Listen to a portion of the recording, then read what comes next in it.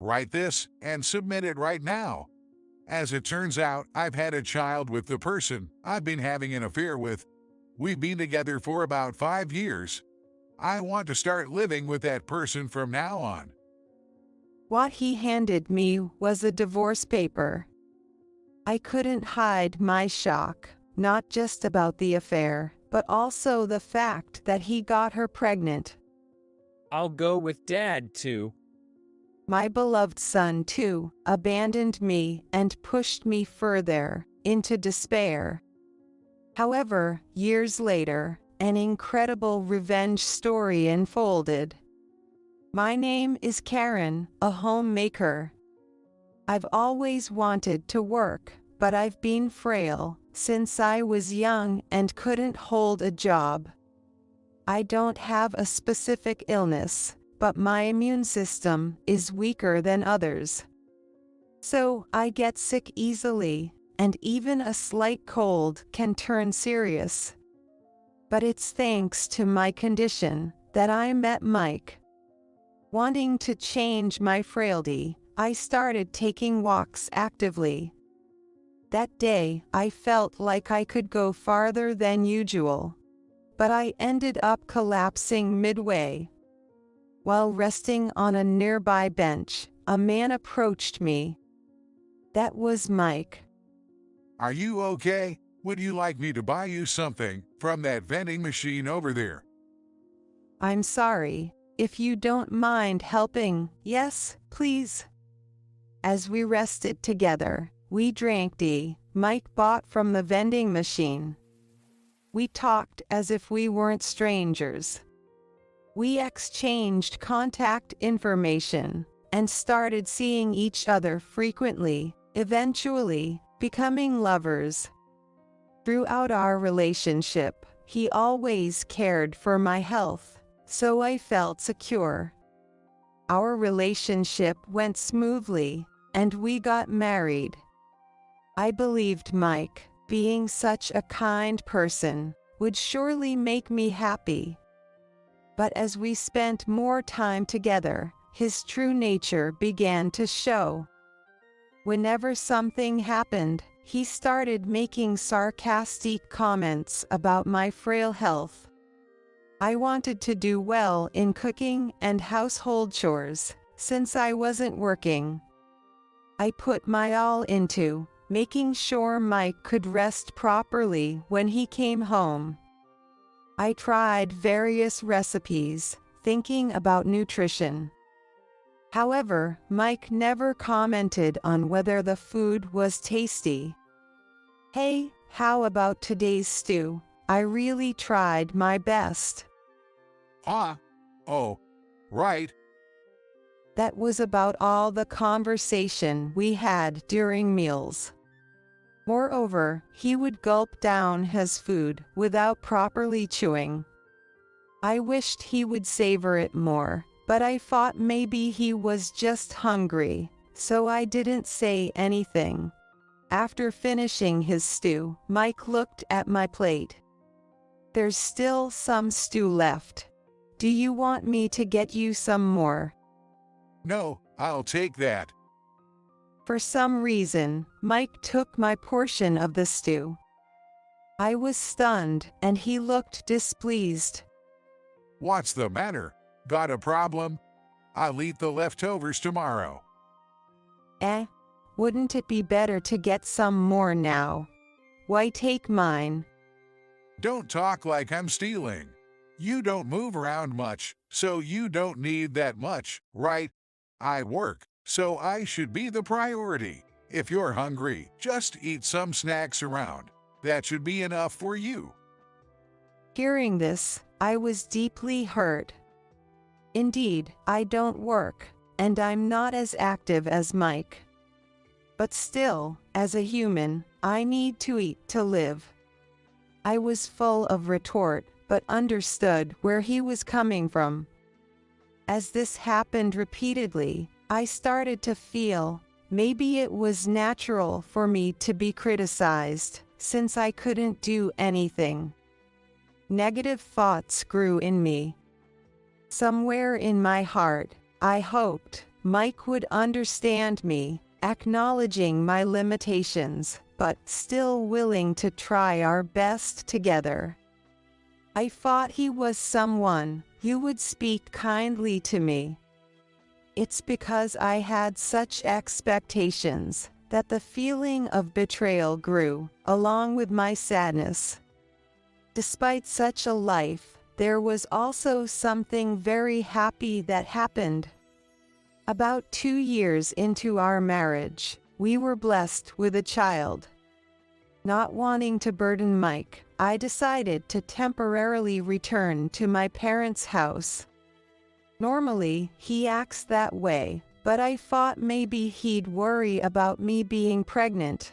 However, Mike never once came to visit me at my parents' house. It was my first experience, and being frail made me feel very insecure. I even called him once. What? Is something wrong? No, it's not like something happened. I just wanted to hear your voice. Even though I'm at my parents' house, I get anxious being alone. Hearing this, Mike got quite annoyed. Don't call me for such things. I'm busy, you know. Of course, I understand that, but we're married. I want to be spoiled a bit. I hope you can allow me that much. I have a position to maintain, unlike you. I'm leading an important project right now. Everything falls apart without me. So, from now on, unless it's an emergency, don't contact me. With that, he hung up. My mother, who had overheard the conversation, said, "Was that Mike? That's no way to talk. Prioritizing work over your wife, who's gone back to her parents' house because she's pregnant. Karen, are you sure it's okay to be with this man?" in a somewhat angry tone. "I'm sorry, Mom, but Mike is really a kind person. I've told you about how we met, right? He's as important to me as someone who saved my life." A lifesaver, don't exaggerate. "I know you're worried about me, thank you, but I'm really okay." If you say so, I won't say anything more.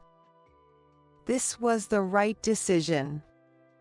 I believed in Mike and decided to marry him. I had to convince myself that this decision was not wrong, or else I felt like I would cry from feeling so cornered. Mike didn't come to see how I was doing during the pregnancy, but after giving birth, he started to help out. Maybe he finds his own child cute. I felt a little relieved. With Mike's help, our son, Chris, grew up healthy and strong. I think we were doing well after that. Mike continued to boast about his work, but I thought it was okay as long as I endured it. Time flew by, and Chris became a college student. He's now studying in medical school. Mike's work became busier, and he started going to the office even on weekends. He must be working hard because I can't work. I was genuinely happy about his efforts. I'll do what I can to make sure he has a delicious meal when he comes back tired. With that thought, I was even more motivated when one day, Mike called me to the living room, saying he had something to discuss. I want you to write this, right now. What he handed me was a divorce paper. Not understanding what was happening, I was shocked. "What do you mean? You want to divorce me?" Yes, actually, I've got a child with someone else. I want to live with that person from now on.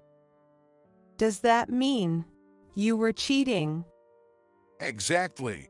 You're easy to understand, which helps. You're carefree and rarely go out, so I wasn't worried about getting caught. It was convenient to go out as much as I wanted. I was once seen with my affair partner by a junior at work, but I managed to deceive him by saying she was my wife. I guess we've been together for about 5 years. Hearing about the long period of 5 years made my head spin. Was everything I did for Mike all for nothing? Come to think of it, I've never met anyone from Mike's work. He strongly told me not to go out because he was worried about my health getting worse. I was happy, thinking he spoke kindly, but it was all for cheating, and on top of that, having a child with someone else. Then, write it quickly. I was so shocked, I couldn't say anything and just stared at the divorce paper in front of me. Then Mike said with a smirk, You must be feeling insecure without me, right? Because you can't work or have any source of income by yourself. So, I'll give you alimony. You can live off that. What about Chris? Stop being so selfish. I'm going with Dad too. That's when Chris came into the living room. It seems he had been listening to our conversation. Chris. I was stunned and could do nothing but stand there in shock at Chris's words. Mike coldly said to me, I see. Well, that makes sense. It must be unsettling to stick with a mother who can even earn for herself. That settles it. Let's get the divorce over with quickly. This was the final blow. Despite everything, I still loved Mike. I couldn't forgive the affair, but in a way, it's understandable that he found someone else. It's my fault for being incapable. Yet, the reason I wanted to hold on to Mike was because of Chris. Being abandoned by Chris, as well, plunged me into the depths of despair. But as Mike said, I had no financial power at all. Thinking about Chris, needing money to experience various things and grow up, made me feel both frustrated and sad, but I had no choice but to comply. Thus, I decided to divorce Mike. Having confidently told my mother that Mike is kind, I couldn't easily return to my parents' house. They told me to come back home many times, but I refused. I think I was just putting on airs. After the divorce was finalized, I received alimony for the affair from Mike. Mike said they would start a new life somewhere else with his affair partner and Chris, and I was left alone in this house. The room that once held the three of us now felt too spacious. Looking around the room, that seemed almost too quiet, I felt as if I was looking at my own empty heart. But now, I have to be strong on my own. After being abandoned by Chris, there were times I felt reckless, but somehow I managed to get by for 6 years. Perhaps due to overexertion, I fell ill and collapsed. I was taken to the hospital for treatment. Lying there with an 4 drip, I wondered, is this the end for me? Can I really keep living by myself? I have nothing left. These anxious thoughts filled my mind. As I laid in the hospital bed, about to cry, the doctor came in. And to my surprise, the doctor was Chris. Mom, it's been a while, hasn't it? Are you feeling a bit better? I was speechless, not expecting to see him. You must be surprised. Sorry for not telling you sooner. After everything that had happened, I graduated from college and became a doctor. I chose to work here because it's the hospital you often visit. Then Chris apologized. I'm really sorry for everything up to now. I think I could have supported you if I had been stronger. But at that time, I had no other choice. Chris chose Mike over me for the sake of the future. It wasn't because I lacked financial power in a negative sense. It was simply because he didn't want to burden me. Still, Chris apologized many times for abandoning me. You might think you're okay now, but your collapse might be due to mental stress as well. Let's settle this. I'll help you. I spent time talking slowly with Chris about everything that happened since the divorce, about Mike, and about ways of revenge. Chris had grown more than I imagined, and I almost cried. He comforted me, saying, "You'll be okay now." Normally, it takes me a week to recover from a breakdown, but this time, I was back on my feet in 2 days. Chris's presence must have been a significant factor. A few days after that, I received a call from Mike. It was the first time he had contacted me since the divorce. Even though I no longer had feelings for him, my heart raced. With trembling hands, I pressed the call button, and Mike said in a panic, Karen, I need your help. I need money.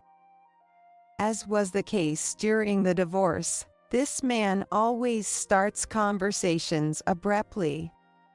The tension from before had vanished into thin air. Mike remained the same, no matter how much time passed. I decided to listen to what he had to say, albeit with a bit of exasperation. What happened? Didn't I just tell you? I need money. Hurry up and transfer it to my account.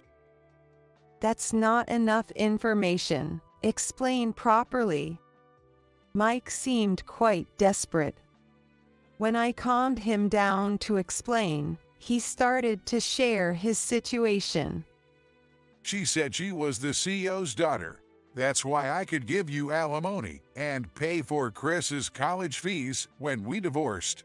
However, for the contracts, I put everything under my name, but she was supposed to pay for it. And then she vanished without leaving a dime. Hearing that his affair partner and child had run away did not evoke any sympathy in me. It was all his own doing. Hey, it's a terrible story, right? Help me out. You're my ex-wife, aren't you? You used to love me, didn't you? That was in the past. I'm not the same person I was back then. I will never help you. When I made my stance clear, Mike seemed a bit shocked. Don't say that. I don't even have money for tomorrow's meal. Just a little bit would help. Why would you even think to rely on me, your ex-wife? You're right. You were always sick and couldn't work, so you shouldn't have any money. I get that, but you have the alimony I gave you when we divorced, right? Just give that back to me. It should still be there. How long ago do you think that was? Besides, asking for alimony back doesn't make any sense. I'm definitely not going to help you. With that, I hung up the phone unilaterally. I remembered the time when I was pregnant. Back then, Mike had ended the conversation unilaterally. Getting this sort of revenge felt somewhat satisfying. Mike had asked for the alimony back, but even if I had any left, I had no intention of giving it to him. Surely he'll give up now. However, Mike was persistent. Phone calls and emails came in repeatedly. I blocked and set his number to reject calls since they were too much. This should completely sever our ties. Or so I thought, but then Mike actually showed up at my house. I'll be living here from today on. There's still a room available, right? Make sure you prepare meals for me. I can't understand his nerves. What are you talking about? Just leave already. Don't be so cold. Karen, you'll benefit from having me around. Maybe we should remarry. Stop joking. I'm not going to remarry you. No need to play hard to get. Maybe I'll take a bath first. There's no place for you here, Dad. Chris, appearing suddenly, surprised Mike. Chris, why are you here? It's been a long time. You said you were going to live alone after you got a job and left. Then he laughed as if he had misunderstood something. Ah, I see. You're going to live here too, huh? Great. Let's all get along again. We can be a good family. I've always wondered, why are you so carefree, Mike? You have no money, right? That's true, but now that you guys are here, I don't feel sad or anything. I let out a heavy sigh.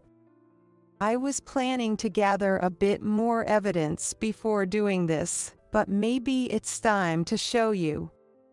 What are you talking about? Chris brought out some documents from the back of the room. There was a photo of Mike's affair partner apologizing to a somewhat intimidating man. You recognize this, don't you? It's definitely your affair partner, Naomi. Her story about being the CEO's daughter was a complete lie. She appeared wealthy because she was borrowing money. Having no way out, she probably fled from you, right? After our divorce, Chris had been investigating Naomi. It seems she was seen borrowing money while apologizing. Naomi was known for her extravagant spending, which led her debts to spiral out of control. That's when she met Mike. Despite the money being borrowed, she lied about being a wealthy CEO's daughter. Didn't you ever question why, even after divorcing, she didn't marry you? Well, marriage doesn't define a family, right? We had a child together, after all.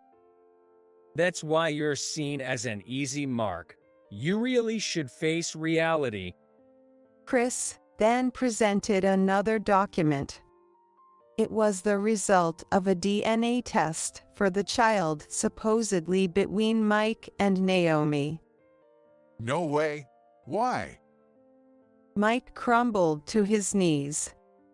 As he read that, the child was not his.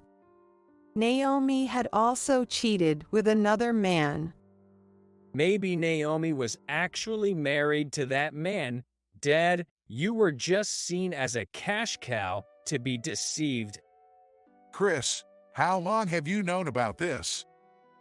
For 5 years, the same amount of time you were having an affair. I started investigating Naomi right after the divorce. You understand how much Mom suffered, right? But are you okay with this? Karen, you'll suffer from now on. You're not working. Did you forget what I said before? I'm not the same person I was. I showed him to the room that used to be his. A new kitchen had been installed there, complete with cooking utensils. Since he seemed confused, I explained. I renovated the empty room to start a cooking class. This way, I could manage my own schedule, and being at home, I feel secure. The various dishes I made thinking of you have led to today. Thank you. Yes, I had embarked on a new path as a culinary instructor. My easy-to-prepare, nutritious, and visually appealing dishes were very popular among housewives. Posting recipes on social media might have been a good move. A cookbook publication is even in the works. So, I don't need you anymore. I have enough money, so please don't involve yourself with us in the future. After hearing my story, Mike just hung his head low. I was worried he might try to contact us again, but we never had to speak to him after that. He became too busy dealing with the repercussions of his actions. Naomi had left him with a massive debt of $100,000, and after it was revealed, he introduced his affair partner as his wife, along with other misconducts. He was fired. Now jobless, he had to start over, but the world isn't so forgiving to hire someone who's been fired for such reasons. Whatever job he found after, I don't know, but I heard he was worn out, both mentally and physically. Having to run from debt collectors, from shady places. But it was all the bed he made for himself. He must reap what he has sown. As for Chris, he continues to live on his own, but visits occasionally. I was worried, since he said he became a doctor for my sake. Was there something else he wanted to do? When I mentioned this, Chris laughed and said, Don't worry about it. Sure, you were a factor, but it was my decision. I'll keep working hard. Thank you, just don't overdo it. I am truly grateful to have such a wonderful son. He's my greatest treasure. As for me, I'm continuing my cooking classes without any health issues, enjoying my hobby. Thankfully, it's quite successful, and I'm grateful to everyone. I consider this my second life and plan to enjoy my current lifestyle to the fullest.